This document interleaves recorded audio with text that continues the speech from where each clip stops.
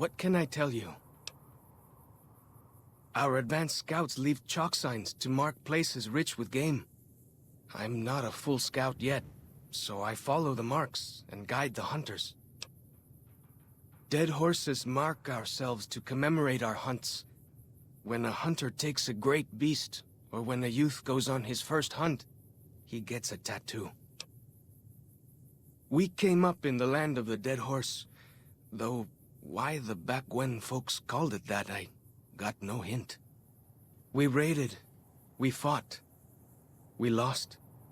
Our enemies drove us back into Zion, and we would have died if it hadn't been for Joshua. Joshua and his Caesar. When Joshua first came to us, he was servant to a man he called Caesar. He led his master's armies, and we were ready to follow him into war.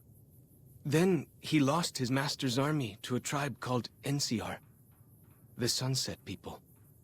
When he returned, he was as you saw him, burned, broken, but changed.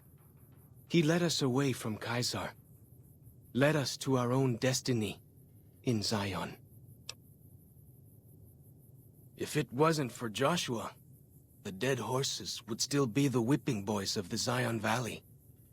He taught us how to hold our territory, to protect ourselves. He guided us away from Caesar, and showed us how Caesar would have destroyed us. Little bit. I met some of their missionaries a few times, but I've never been to their city. Joshua could tell you more. Or Daniel, I imagine. We decorate our clubs with them to honor Joshua Graham.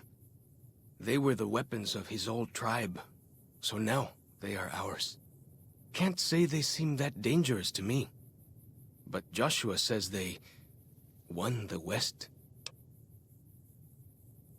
Only a little. I was very young. He was different. Prouder, yes, but harder, crueler, more driven. Really, I was terrified of him. We all were. When he came back, I almost didn't believe he was the same man. He was humbler.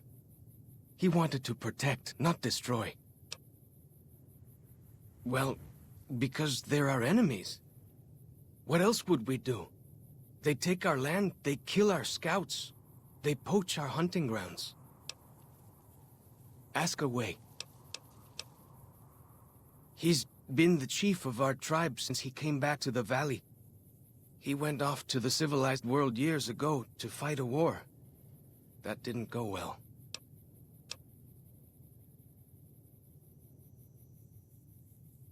I don't know.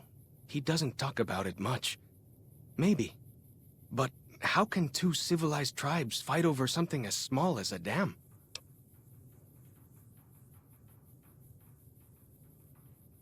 Ha! Really? That's... my gods. Must be some mighty civilized folks who built that. Now you sound like Joshua. He always tells me that tribal life is better, that I should stay here and forget the outside world. Ask away.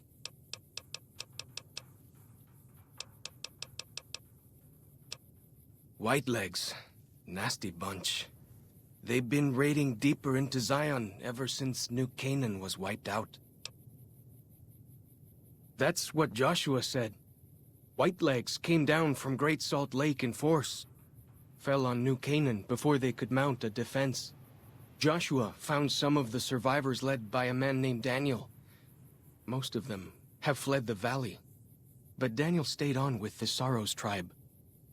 He and Joshua have been arguing over whether to stand and fight the Whitelegs, or take the Sorrows and the Dead Horses out of the valley.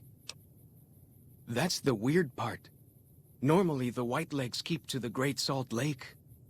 I don't know what brought them down this far south.